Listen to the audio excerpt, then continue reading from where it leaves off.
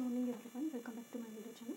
And today in this video we will learn about one of the most beautiful vertebrates which is different from all other vertebrate is aves.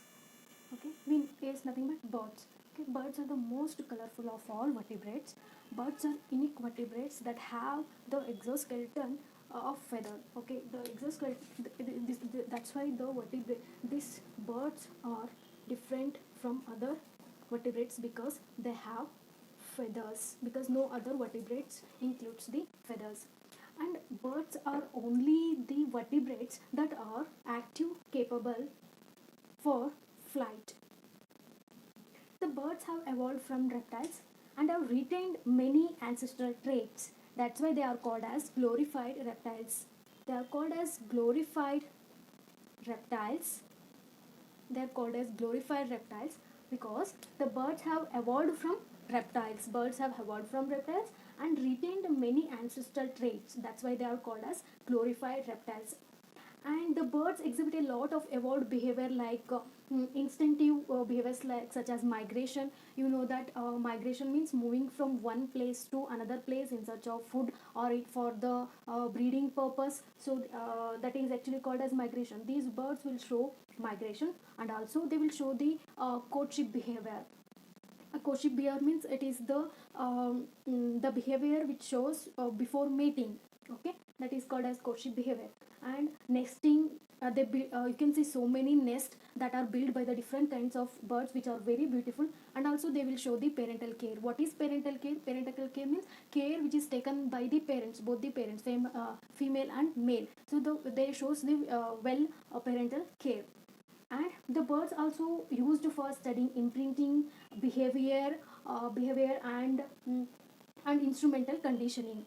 Okay, and the auditory and visual communications in birds are very interesting. You can see when you when you go to some peaceful areas there, if you calm down your mind and then if you listen the songs by the birds, they are very interesting. Okay, and they will use the soothing effect on us. So the different songs have different meaning. Okay, the courtship display due to the colorful plumage is a visual treat. And these birds have become a part of our lives, like the hens and ducks are reared for egg and meat. They help in pollination of flowers and feed on harmful insects. Okay, so now we will learn about the general characteristics of aves. Okay, some of the general characteristics of aves.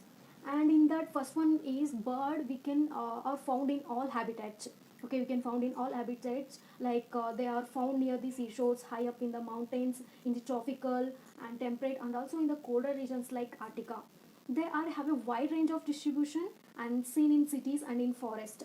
They have adapted themselves to different environmental conditions, so that we can say they are cosmopolitan in distribution. Okay, that is the first characteristics of the aves. And the second one is they are homotherms, means they are warm blooded animals. Okay, they are homotherms, that means they are warm blooded animals. The third character is that the body is boat shaped.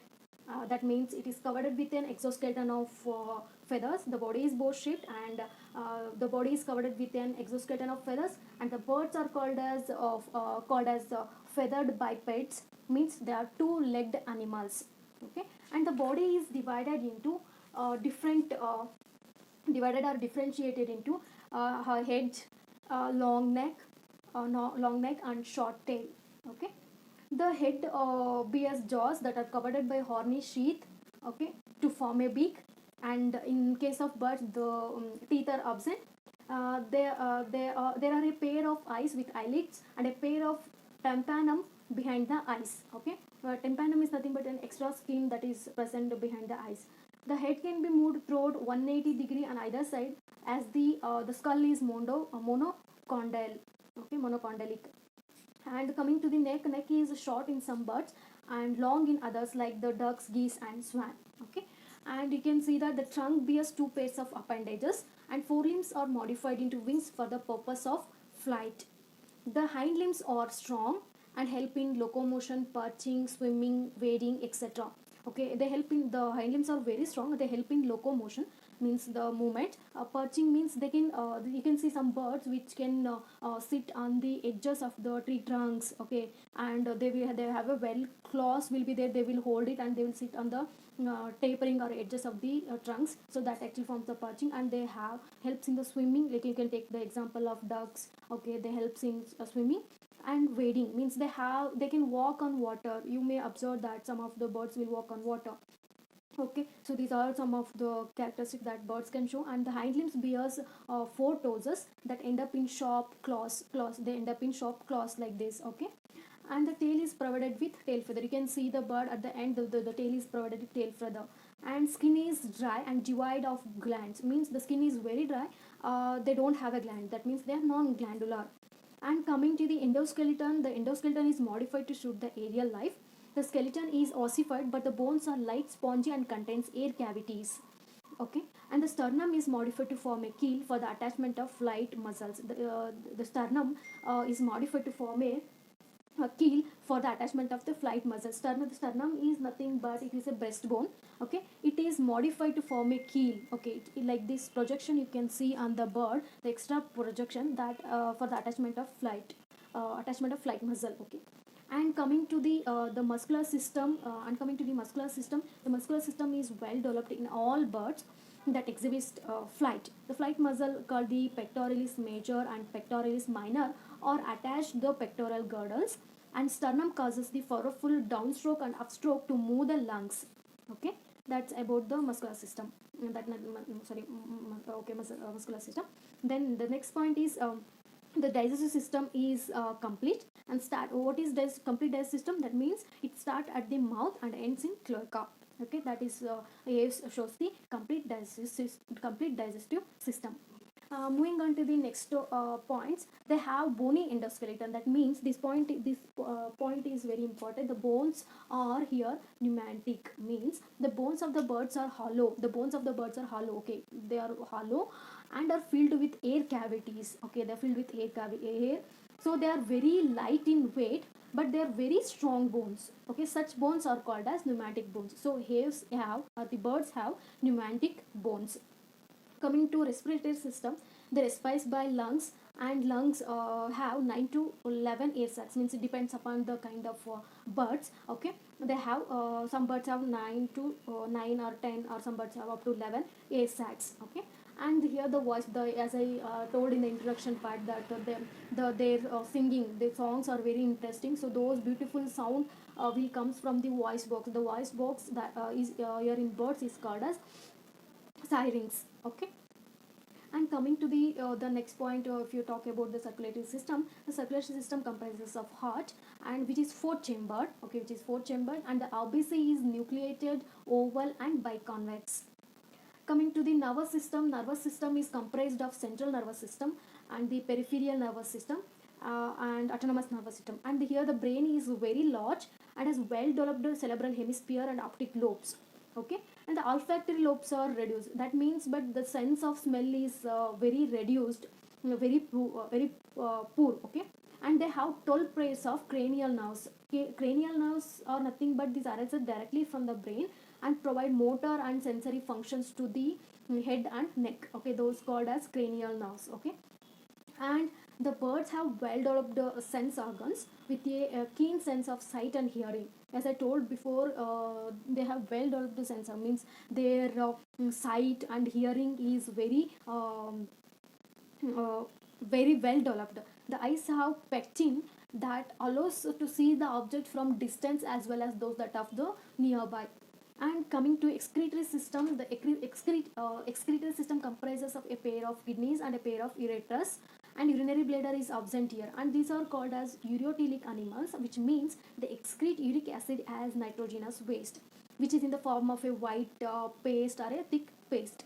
Coming to reproductive system, here sexes are separate, shows the sexual dimorphism. That means that here you can differentiate both the male and female birds easily, because they shows the sexual dimorphism, means here male is different and the female is different, okay. You can easily identify. Here the females are normally dull in color and the males are beautifully colored to attract the females.